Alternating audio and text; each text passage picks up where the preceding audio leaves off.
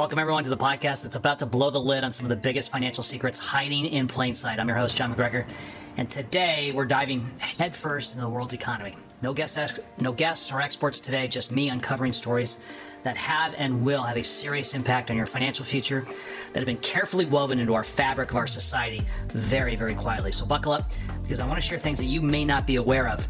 Because remember, knowledge is power, and together we will arm ourselves with the truth and stand tall against these forces that seek to keep us struggling financially.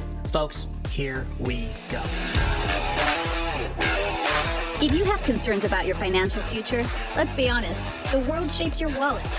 We are taking you behind the scenes to look at what's really happening in the real world. Inform, prepare, and empower.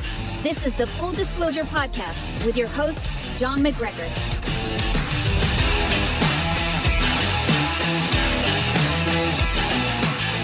Before we dive into these stories, don't forget to hit subscribe below because you don't want to miss out on future episodes.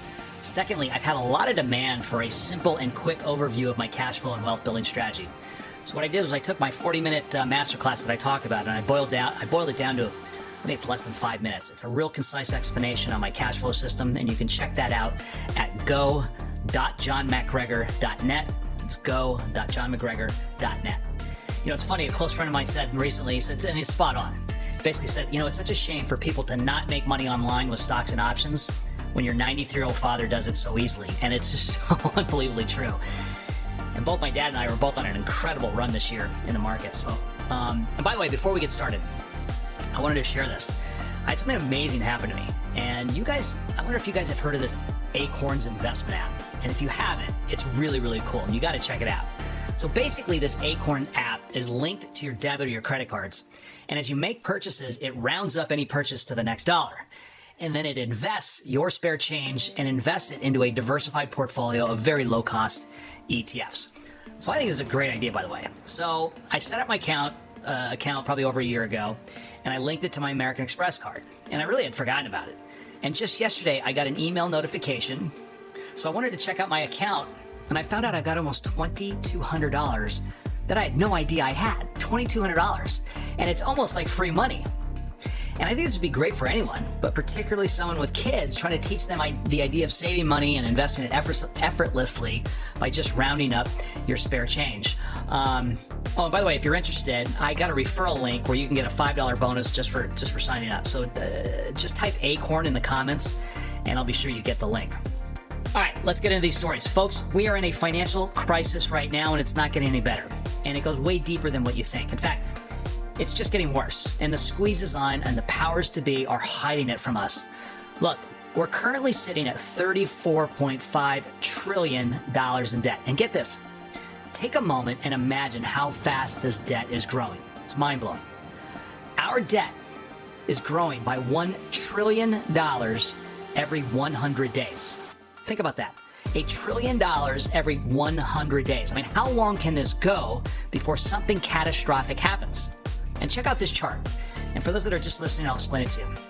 This chart is just from October of 2022 to the present. October of 2022 to the present. And look at that spike in June of 2023 to the present. I mean, holy crap. That's in just a little over a year. At $31.5 trillion in June of 2023, it just spikes to where we are now at $34.5 trillion. And now, as I said, we're growing at $1 trillion every 100 days. I mean, that chart is mind-blowing. So that $34.5 trillion, if you break that down, is the equivalent of $267,000 per taxpayer. So every one of us is on the hook for $267,000 and climbing rapidly. And the interest on that debt, just to service it, is costing us, well, you and I, $762 billion just in interest per year and rising. Now, keep in mind, as a country, we bring in about $4.5 trillion in revenue. So keep that number in mind, $4.5 trillion in revenue. I'm going to throw a lot of numbers at you today, but it's really, really important you understand this. So again, revenue, $4.5 trillion in revenue every year.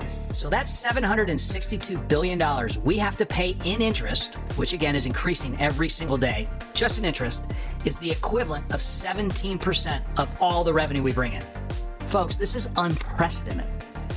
And at $1 trillion in new debt every 100 days, that interest is going to continue to eat into the revenue we need to survive as a country. The amount we spend on interest is the equivalent of our entire defense budget. Think about that. The amount we spend just on interest on our debt is the equivalent of our entire defense budget. Think about this. Defense spending, Social Security, Medicare, and Medicaid. Just those four things represent 57% of the total budget. Now add in the interest we pay to service our debt, which is 17% of the budget. We're now at 74% already accounted for in our budget. That leaves only 26% for everything else we need, which includes agriculture, education, transportation, and veterans benefits, and so many other things. And as the interest on our debt continues to increase and take more money out of the federal budget, all of those programs just get squeezed. And get this one. In the calendar year of 2023, the federal government spent $6.3 trillion. That was the total amount of money they spent on all of these programs. But as I said earlier, remember, we only collected $4.5 trillion in taxes or revenue. That's a $1.8 trillion budget gap or deficit, which is driving our overall debt through the roof, right? And it's only getting higher. And this is spiraling out of control to the point there may not be any return. And no one on either side has the guts or the backbone to cut back on any of the spending. We're going to get into that in a minute. And the only answer, or should I say the only thing they know how to do, is to raise taxes and to continue to print more money. And that's all they know how to do, which only compounds the problem. And let's face it, I mean, these politicians have no real life experience, most of them. They've never had to make payroll. They've never had a real job. They've never had to pay employees. They've never built anything or created anything. They've never created a job. And most of them have been spoon-fed their entire life. So what do they care about gouging us for more tax dollars to pay for their spending so they can secure votes for eternity, right? And again, folks, this isn't one or the other party. This is both parties doing this. And all this is going to do is just exasperate the inflation and continue to see these prices of things that we buy and the services continue to rise. Now, let's take it a little further. Right now, our debt to GDP, and GDP is gross domestic product. That's everything that we produce as a country. Our debt to GDP, which is the ratio of how much we produce as a country relative to how much we owe, is 127%. Folks, that's not good. The Congressional Budget Office, otherwise known as the CBO, which is supposed to be a non-biased economic organization, they predict that by 2050, our debt will surpass $50 trillion and put our debt to GDP close to 200%. And at the rate we're growing, our debt, I think $50 trillion would be a dream. I think we'd love to see $50 trillion because I think it's going to be more like $75 or $100 trillion when you're growing your debt at $1 trillion every 100 days. And that deficit spending, what I just mentioned earlier, we're running that budget deficit of 7% of GDP. In other words, that's roughly $1.8 trillion we spend every year equates to 7% of what we produce. So stay with me here because these numbers are absolutely critical. That budget deficit of 7% of GDP is something we've only done 3 times since World War II. And those 3 times we were deep in recession and the unemployment rate was above 7%. Running a budget deficit this large at full unemployment is unheard of. It's insane. Look, Trump ran a big budget deficit, and a lot of that had to do with COVID. But this 7% number we have today doesn't even come close to what it was under Trump. But in the end, what does this all mean to all of us, right? Not only a financial crisis that's looming, something we've never seen before, but also much higher inflation going forward, a very challenging stock market, bond market, and our currency. And of course, the narrative we constantly hear is that this administration has done a great job, right? Bidenomics is amazing. The Secretary of Treasury, Janet Yellen, is Yoda, right? Whatever they say. And they're toting this notion that inflation is coming down. Folks, this is also a very, very important because too many people fall for this media headline. When you hear that inflation is coming down, all that means is that the rate of inflation growth is coming down, slowing down. Inflation is still rising, but just at a slower rate, meaning that the price of things that you buy is still going up and is still extremely high from where it was 3 years ago. So I saw an interesting inflation analysis, and he called it the Common Man CPI. In other words, the Common Man Consumer Price Index. And it's really, really interesting and revealing. And what they did was they looked at inflation, but just on things that people actually have to buy, right? The necessities, to get an accurate number of what the true inflation number is. So how's that for a novel idea, right? Let's study things that we actually need. So they looked at things like energy costs, utilities, housing, food, gas, as those examples of things that we absolutely need to survive. And they excluded things like vacations, trips to Puerto Rico and new flat screen TVs. In other words, they excluded those things that were not necessities. Because the Bureau of Labor, who keeps track of the inflation number, they have something you may have heard of. It's called core inflation, which, get this, core inflation excludes food and energy. And they often use this to hide the true number. So can you imagine core inflation excludes two of the most important things we need to survive, which is food and energy? They claim that those two things are too volatile to include in the core inflation. So it's not a accurate reflection of what the actual inflation is. I mean, it's such a scam, and it's so misleading. It's not even funny. The problem is that eating and staying warm is pretty important, right? I would say. So the study showed, the Common Man analysis, Common Man inflation analysis showed that prices have risen far faster than wages by about 7%. And nothing is going to stop this. At least none of the proposals, none of the legislation is going to stop this. So check this chart out, showing the cost of the vital things we need to live over the past 3 years. And again, if you're driving, don't watch this. It's a really simple chart I'll explain. It's showing, going back 36 months or 3 years, rent is up 19.5%, groceries 21.1%, energy is up 32.3%, gas up 34.6%, and mortgage payments are up a whopping 66.5%. I mean, no wonder people can't afford to buy a house today. And all you hear is that inflation is coming down. Again, folks, inflation is not coming down. The rate of inflation growing is slowing down, but nothing is eating into these high costs. They are still rising, just at a slower rate. And I hope everyone understands that, because it's super important that you do. And even, by the way, even Janet Yellen, the Secretary of Treasury, acknowledged in testimony that these high prices are going to be with us for a very, very long time, if not forever. And they still want to print more money to prop up this economy and the stock market, especially now, given that it's an election season.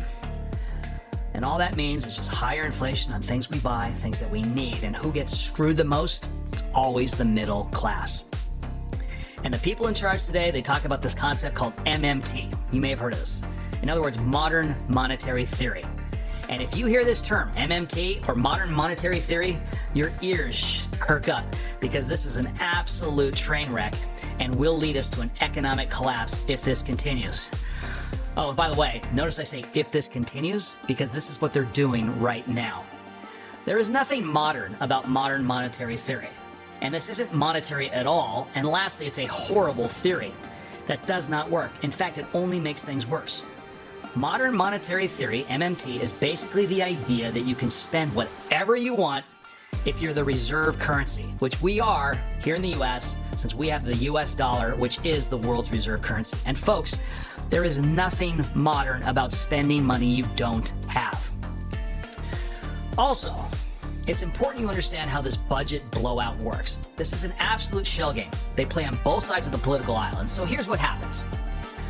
Take, for example, a government agency, right? And they spent $100 billion in the current year, the current budget, right? And they want to take that up to $120 billion a year. So what do? They request in their upcoming budget $140 billion. And then they ultimately arrive at $120 billion, their ultimate goal, right? I want to repeat that because it's really important you see this concept. And I know I'm throwing a lot of numbers at you, I apologize, but I want to get this concept so you understand how this government scam actually works. You have a government agency. They spent $100 billion in the current year. That was their budget, right? And they really want to take that up to $120 billion this upcoming year. So they request in their upcoming budget $140 billion, $20 billion over what they really want. And again, they ultimately arrive at their goal of $120 billion. But here's the scam. So instead of saying we added $20 billion to our budget, They spin it by saying, look how great we are. We saved the American taxpayer $20 billion because we didn't get our $140 billion. We only got $120. In other words, this is a common shell game the government uses every single year to spend more and more money, but then spin it as if they're saving us taxpayer dollars. You follow me here? And this is the game they've been doing for years on both sides, and they'll come out with some big outlandish proposed number that they know they'll never get, and then they scale it back and then say, wow, see all the money we're saving you, how great we are? It's just unbelievable. The other thing that's costing you and I billions of dollars every single year is this use it or lose it phenomenon. Use it or lose it phenomenon. And again, it's nothing new. It's another trick in their bag. In the last month of every fiscal year, federal agencies will spend all that's left in their annual budget. Because if they don't spend all of their money in their budget, these agencies will worry that their budget will be cut by the amount they didn't spend. Hence the use it or lose it spending spree. So rather than an agency admit at the end of the year, hey, we really don't need all this money, we didn't spend it, they go out and spend it on frivolous items. It's like Christmas in September for the federal government. And the Department of Defense, I have to admit, is the worst at this. There's tons of examples of this. But for example, the Department of Defense, they dropped $4.6 million on crab and lobster and $9,000 on an office chair in a last-minute spending spree. Can you imagine? $4.6 million on crab and lobster and $9 grand on an office chair. They also splurged on $7.6 million worth of workout equipment. Another agency spent $300,000 on steak, including ribeyes and top sirloins, when they didn't need to at all. As I said, there's a ton of examples of this, but this happens all the time. This is the use it or lose it spending spree. Like I said, Christmas in September, that's just wasting billions of dollars of our hard-earned money. And I personally think the only way that we're going to solve this or get this solved or severely improved, I should say, is if they go to something called a zero-based budget, which means all expenses must be justified for a brand new year, brand new budget, and all the different budgets must start at zero and a new budget from scratch is created. No simple add-ons to the previous budget. I think that's the only way that we're gonna get to the bottom of this and really put a dent into this federal debt that we're just growing at an astronomical rate. So just to wrap up this segment, it's sad and funny. I sit in the sun every single day after my workout, and I have conversations with people of all walks of life and all demographics. And I like to bring up this topic of the economy because most people don't have a clue what's going on. And I understand, I don't expect people who are working hard, trying to raise families, put food on the table to follow this stuff as closely as I do, because this is what I do for a living, right? But it still fascinates me how little people know, and it's actually scary, frankly. And when I share these numbers that I just covered with you, most of you look at me with a blank stare. They shrug their shoulders and they say, well, who cares? It doesn't affect me. It's crazy. And now, I will say, things are bad, but I don't foresee an economic collapse or a crashing stock market anytime soon. Hopefully. In fact, I think they can keep kicking the can down the road for the next 2 to 5 years, maybe even 10 years before anything catastrophic happens. But I'll tell you what, when it does, it's going to be big. Think total collapse of the economic system. And this won't even compare to what we saw in 2007. One day, these people are going to wake up and realize, these people who really have no care at all in this stuff, they're going to wake up and realize how significant this is when they're now paying over 50% in taxes, when they suddenly lose their job, their pension was slashed, their 401k was cut in half or more, their social security check was now cut by over 30 to 50%, food supplies are minimal, medical care is extremely hard to get, and you won't be able to afford to drive your car or heat your home and so many other things. But until then, most people will bury their head in the sand as both parties now will continue to print and spend more money on things we don't need, give out more handouts domestically and around the world just to secure their political power. I'm telling you folks, a day of reckoning is coming, and it's coming fast. And this is not meant to scare you. That is not my intention at all. This is meant to awaken you to a reality so you're prepared or getting prepared. And that's why financial education is so vitally important. And that's why it's so important to take control of your own financial future and not rely on somebody else. And that's why I commend you for watching this show and others. All right, so let's move on. We got a lot more to cover. Here's a really interesting story from a guy named Art Laffer. and he's one of the most prominent economists of our times. And he was a major player during Reagan's presidency as a top economic policy advisor. And he's regularly, still to this day, sought for his expert opinion on the economy. And one of the things he's most known for is what's called the Laffer curve, which is it's really a powerful yet simple graph to determine the appropriate level of taxes and tax revenue. And it kind of incorporates people's psychology of incentives. It's really interesting.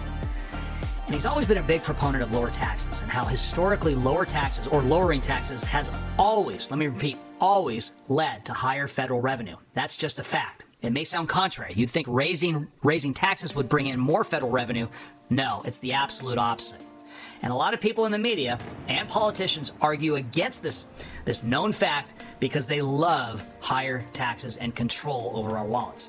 But again, if you look at the facts and look at any time where presidents who lowered taxes, and that would include Republicans and Democrats, including John F. Kennedy, Bill Clinton, George W. Bush, and now Trump, whenever taxes were lowered, it always stimulated growth, incentivized people to invest, which always led to a rise in revenue to the federal government. But of course, people on the left hate this fact because they love higher taxes. So they argue against it no matter the fact. They have no backing behind their argument.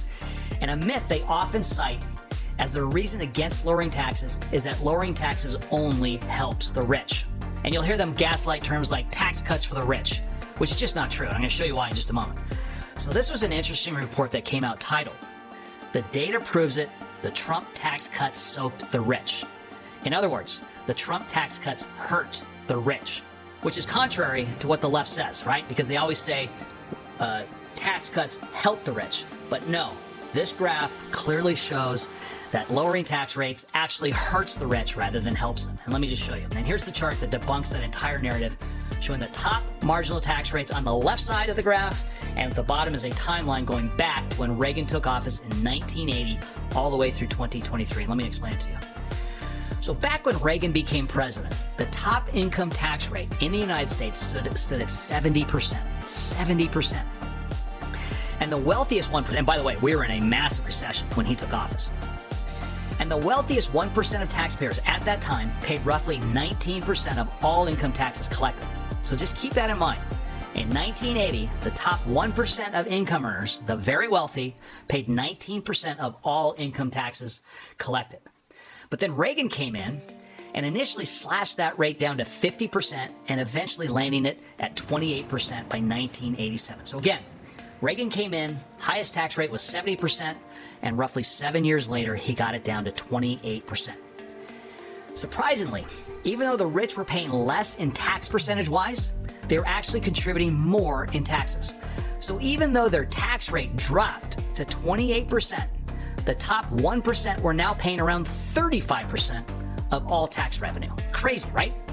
So fast forward to today, and even though the top tax rate for the wealthy is at 37%, the top 1% of earners are footing almost 50% of the total tax bill. Let me restate that. Now that the top tax rate for the high earners, the 1%ers, is at 37%, those top 1% income earners are now responsible for 50% of all taxes collected. And let me throw you another one. The top 20% of income earners, top 20% of income earners pay 80% of all taxes collected. So when you hear this nonsense that the rich don't pay their fair share, it's just a flat out lie. The numbers speak for themselves. So whenever you hear someone saying that the rich don't pay their fair share, make sure you pull out that statistic that the top 1% pays half of all taxes and sit back and see how they squirm out of that one. My personal take on income taxes is this. If you want to be absolutely fair, by definition, all taxpayers would pay the exact same dollar amount. In other words, everyone would pay, say, $500 or $1,000, whatever that number is. Everyone would pay the exact same dollar amount. Just like all of us pay the same, regardless of income, we pay the same amount for gas, milk, Netflix subscriptions, right? Why wouldn't we all pay the exact same dollar amount for taxes if we want to be absolutely fair? The next level of fairness, if that didn't work, which it probably wouldn't, actually, because 50% of people don't even pay taxes at all. The next level of fairness would be this. How about we all pay the same percentage of our income? In other words, this is the flat tax that you may have heard that so many people, including many brilliant economists, one being Art Laffer, who I just mentioned, that have done the analysis and have pushed hard for. So in this case, with a flat tax, we'd all pay about 15% of our income or 20% of our income. I think the number they're actually pushing for is around 18% that we would all pay on our income. I mean, this is what they do in other countries, including Hong Kong, and it's worked very, very well. Look, there'd be no tax loopholes, no more deductions, no more silly tax schemes, and you'd be able to basically fill out your tax return on a postcard that would take you 10 minutes instead of 10 hours that it does today. And you wouldn't have to pay an accountant hundreds, if not thousands of dollars to do this for you. But instead, we have this progressive tax system where the tax rate increases as you make more money, which is basically punishing you for working harder to make more money and be more successful, right? And by the way, that flat tax idea has been talked about for years, and every study and analysis that I've seen shows that it would lower the overall tax burden for most taxpayers, especially the middle class, while generating even more revenue for the federal government than our current progressive tax system by far. And by the way, on a side note, doesn't it just blow your mind that our tax code and regulations, which is over 75,000 pages, yeah, you heard me correctly, our tax code and the regulations, 75,000 pages, is so complicated and so convoluted that you have to hire somebody to do your taxes for you, in most cases. And by the way, despite the complexity of our tax system, you know this, if you do something wrong, you're in big, big trouble. And good luck trying to reach somebody at the IRS with a question. Oh, by the way, I just read this in prep for the show. On the IRS website, irs.gov, an individual taxpayer is estimated to spend 13 hours just to prepare and file one annual tax return. 13 hours, which means if you add it all up, Americans will spend 6.5 billion hours on income taxes. I mean, what a complete waste of time, not to mention costs. It's unbelievable. So, on this subject of the federal budget, this is interesting and scary and sad. Do you want to know the fastest growing component of our budget is? The fastest growing component of our budget. It's fraud. That's right, fraud. I mean, it's stuff like this that just pisses me off and should piss you off as well, especially as we approach tax season, knowing that so much of our taxes that we all work hard for is just wasted and stolen. And I wouldn't be so furious about the amount of taxes I pay or we all pay if we knew it was being used efficiently and without corruption. I mean, when I see we're spending money, millions of dollars to study, I don't know, penguins mating with iguanas in Thailand. I mean, and I'll admit I just made that up. It infuriates me. And by the way, that is not far from reality. In fact, just for fun, I looked it up. These are actual government expenditures in 2023. Get this. This is where your tax dollars are going. The government spent $518,000 to study how cocaine affects the sexual behavior of Japanese quail. I'm serious.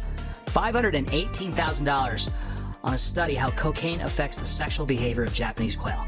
The National Institute of Health spent $2.7 million to study Russian cats walking on a treadmill. For real.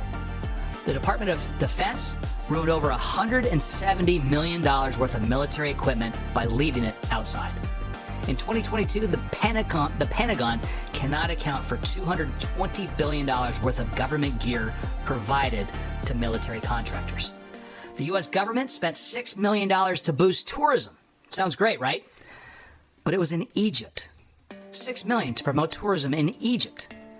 In 2023, the government spent $38 million on benefits for people that are no longer alive. And lastly, the Small Business Administration, which is a government-run organization, spent over $200 million to support local concert venues when they were forced to shut down during the pandemic. I mean, that sounds noble, right? But check this out. Entertainers like Chris Brown, he received $10 million. Lil Wayne received $9 million. Smashing Pumpkins received $8.6 million. Usher, $3.1 million. Melissa Etheridge, $3.9 million. And so many other entertainers that I've never heard of, because as my wife says, I'm totally mainstream impaired. So I guess my original example of penguins mating with iguanas in Thailand wasn't so far-fetched. I mean, it's just so infuriating. And get this one. The study by the Heritage Foundation found erroneous payments by programs Medicare, to Medicaid, to food stamps, to the COVID PPP program have grown by more than 500% over the past 16 years. Erroneous payments grown by 500%. And the answer we will never hear is we're going to get to the bottom of this, which they never do, and no one is ever held accountable for any of this stuff. And the answer is, as always, we just got to raise taxes to fund these expenses. I'm pretty sure if they cut half of the corruption and the waste government spending, they could easily lower our taxes and significantly raise revenue. But frankly, that would be way, way too much work. I mean, someone needs to tell government that before they call again to soak the rich, how about finding these fraudsters and getting our money back? I mean, just in Medicare, there's $47 billion in overpayments. There's $81 billion in overpayments for Medicaid.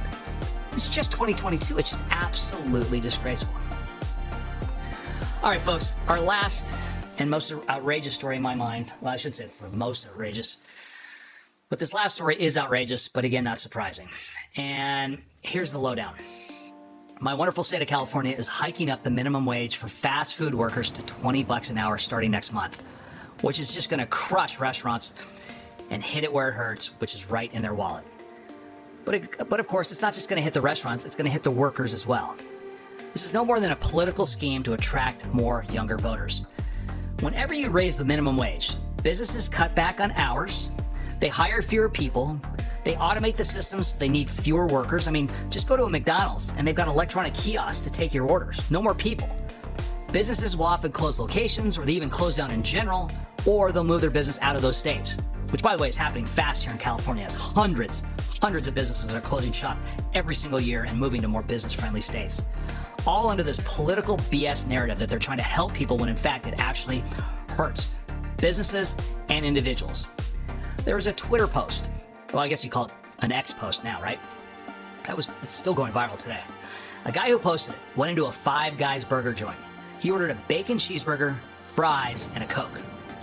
With a $2 tip, his total bill was $24.10. Cheeseburger, fries, and a Coke, $2 tip, $24.10. I had a similar experience not too long ago.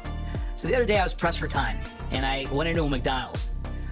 I ordered a simple cheeseburger and a small fries. That's it. No drink. Cheeseburger, those small little cheeseburgers, fries, small fries, no drink, $8.62. I mean, fast food is now becoming a luxury because of these regulations that they're putting on small businesses. Look, fast food was never designed, or a fast food job was never designed to be a career move, and it's not meant to support a family. It's where you get started, where you learn some basic skills, some discipline. It's not meant to be a career for most people. Yet some people, I agree, they climb the ranks, they become managers, general managers, go into corporate, get their own franchise, which is amazing.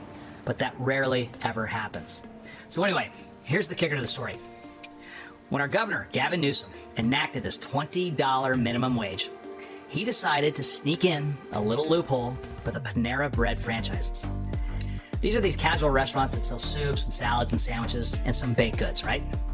And they're all over California and perhaps elsewhere outside of California. So Gavin Newsom snuck in a little loophole for the Panera Bread franchise because, get this, they bake their own bread. So because they bake their own bread, they're not subject to the $20 minimum wage.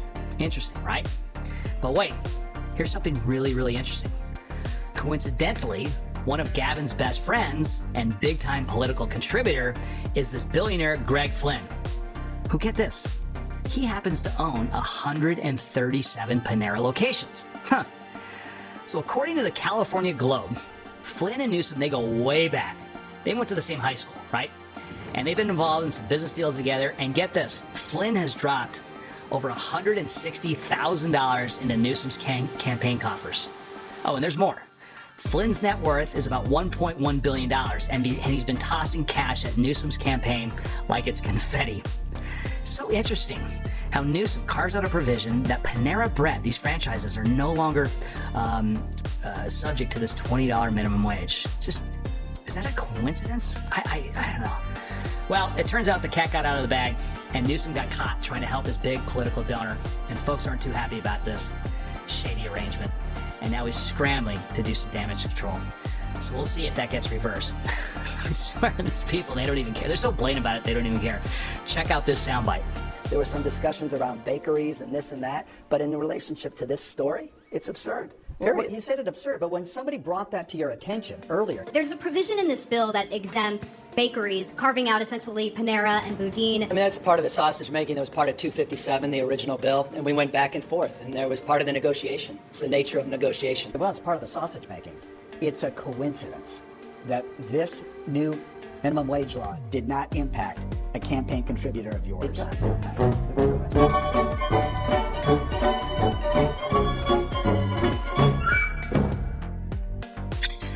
It's just absolutely classic, especially with the Curb Your Enthusiasm music at the end. All right, folks, I hope you liked the show. I hope it was informative. I hope it woke you up to what's really going on behind the scenes. So to keep this show going, please forward this out to your friends and family and comment below. It really, really helps. We got to get this information out to as many people to save this country, to save our economy. Also, don't forget to hit subscribe, leave a comment below. I'd love to hear your comments, even the insulting ones. I think they're hilarious. Also, you can check out that quick video I mentioned on my cash flow system. It's at go.johnmcgregor.net. And by the way, if there's a story that you want me to cover or a story that I should know, please send it to me and I'll check it out. With that, we'll see you next time. Have a great week. Aloha. Bye-bye. Thanks for listening and supporting Full Disclosure. If you like this episode, remember to like and subscribe and follow Full Disclosure. To make a better financial plan for your future, join our Cash Flow Bootcamp, where John shows you a safe and smart way to turn your investments into a steady income stream in a fraction of your time. Learn to make money in any market. Until next time. This podcast is a presentation of Rich Dad Media Network.